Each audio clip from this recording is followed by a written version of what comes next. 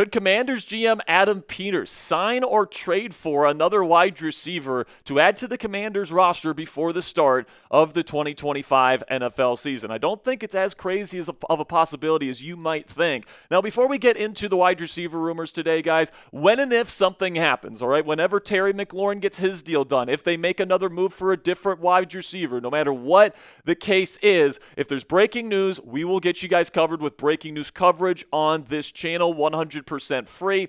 We're usually the first ones to get up our breaking news coverage up on this channel compared to our competition. So if you guys want the fastest breaking news coverage on the Commanders anywhere on the YouTube platform, click that subscribe button and join the Commanders Report family today. So right now, guys, for obvious reasons, Terry McLaurin and Noah Brown are not practicing with the Washington Commanders at their facility at Commanders training camp in Ashburn, Virginia.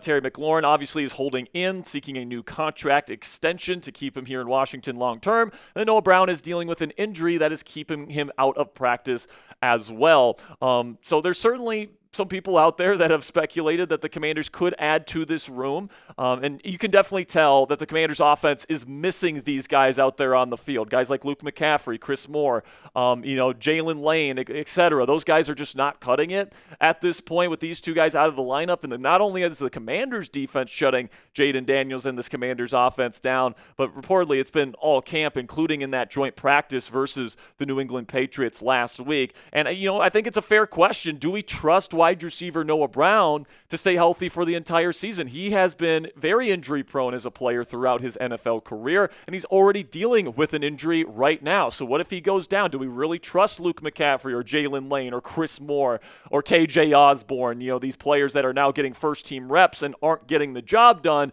Do we really want to go into the season with that being the Commanders' plan B at wide receiver? And if not, the Commanders could still bring in somebody in free agency or via trade at the wide receiver position. Not only would it help this offense out now in practice by getting better talent out there, but it would also help prevent an injury to the wide receiver room completely devastating this group midway through the NFL season this year. So let's talk about some of the best options, and we'll start with the free agency options because I think that those guys are the more likely kind of targets, because I don't know if the Commanders are really all that interested in giving up draft capital in a trade, but free agents, obviously, you don't have to give up draft capital to get them. So we'll start with Amari Cooper, who was a former number one receiver just 2 years ago, so that's not that far removed, guys. And Cooper was a legit number one receiver for the Cleveland Browns 2 years ago. And, even though he still showed some good flashes, I think last year, both in Cleveland and in Buffalo, it just wasn't the same for Amari Cooper last season. And he definitely,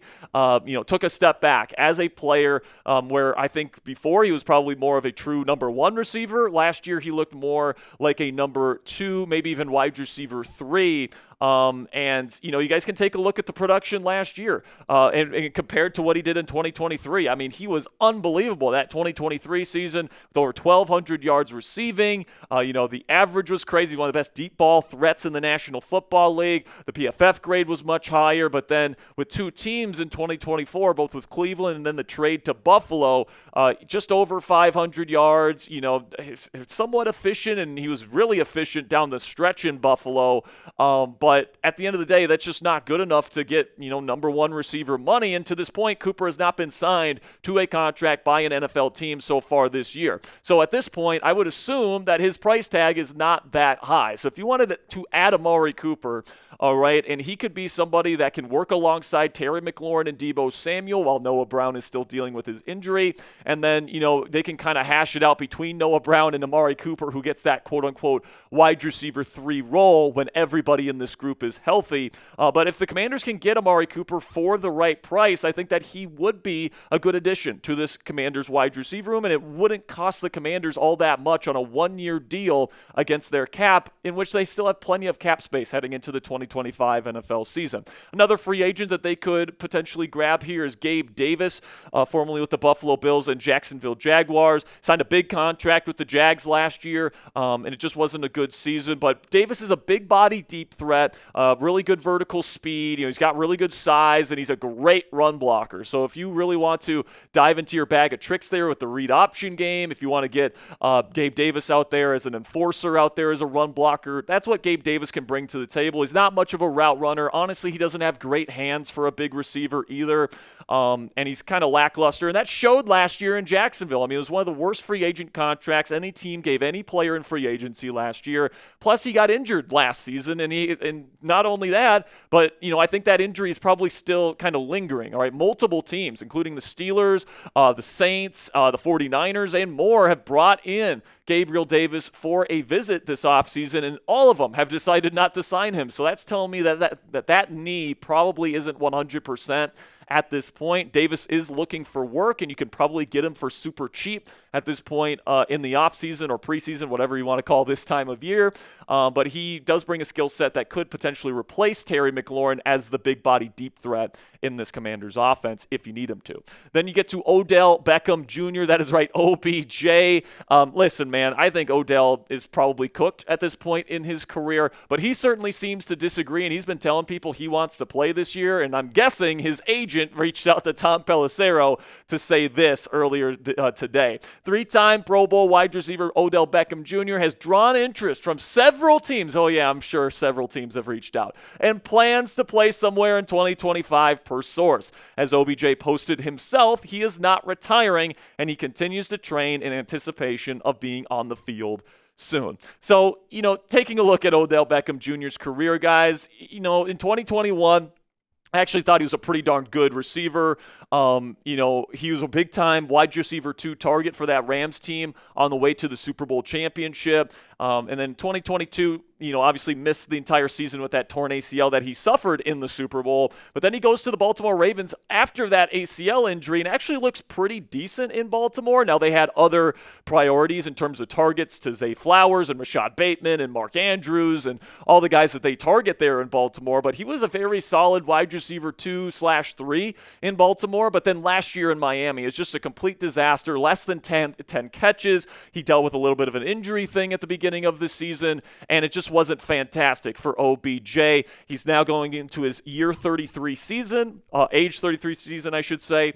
And at this point, guys, I wouldn't necessarily mind it for the vet minimum. It would certainly bring a lot of aura to this team. It'd be kind of fun to see OBJ in the burgundy and gold playing against the G-men twice a year. But at the end of the day, man, I'm not sure if this one would be too productive for the Commanders. So pick a free agent to sign for me down there in the comment section. Type AC for Amari Cooper. Type GB for Gabe Davis. OBJ if you think Odell Beckham Jr. is the right decision. Or if you don't think any of them, just say none down there in the comment section for today's pinned question. YouTube's going to throw you an ad break here in just a couple of seconds, and when that happens, take advantage of that time. But let me know which receiver in free agency you would like to add to this group. All right, so now let's get into some potential wide receiver trade targets.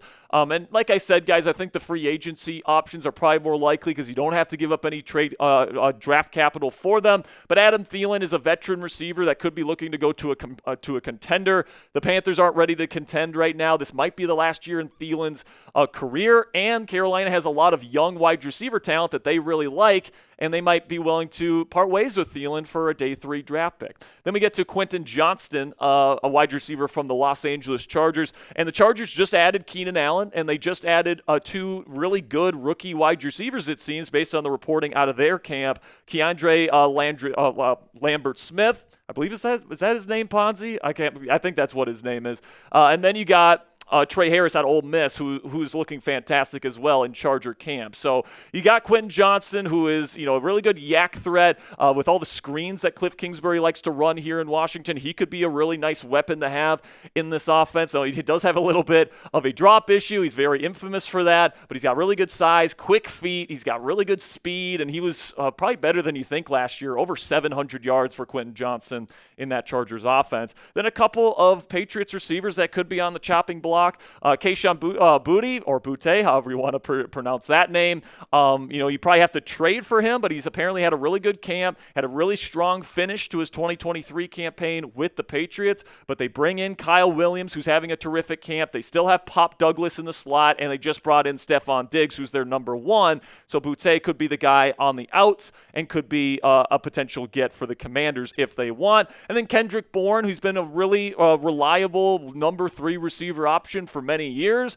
He's getting a little bit older, but he could be a very reliable option for Washington if they wanted to bring him in. Now, I think the Patriots might cut Kendrick Bourne at the end of the preseason, so he might be able to get on waivers after cut down day. So keep your eye on Kendrick Bourne for that. And then John Mechie's another guy in that category. Right now, Houston's wide receiver room is loaded. Look for John Mechie and even Xavier Hutchinson, former Iowa State Cyclone, to hit the open market once the final rosters are finalized. All right, that'll be it for today's edition of the Commanders Report, guys. But before we're done today, let me know down there in the comments section, will the Commanders add another receiver before the start of the season? Do you think they need one more piece to kind of solidify this wide receiver room? And if so, who do you think it's going to be? Let me know down there in the comments section. I wouldn't necessarily mind adding one of these veteran wide receivers before the start of the season, guys. But obviously, the number one priority is to get the Terry McLaurin deal done. All right, that'll be it for today's edition of the Commanders Report by Chat Sports. Thank you guys so much for making it to the end of today's show.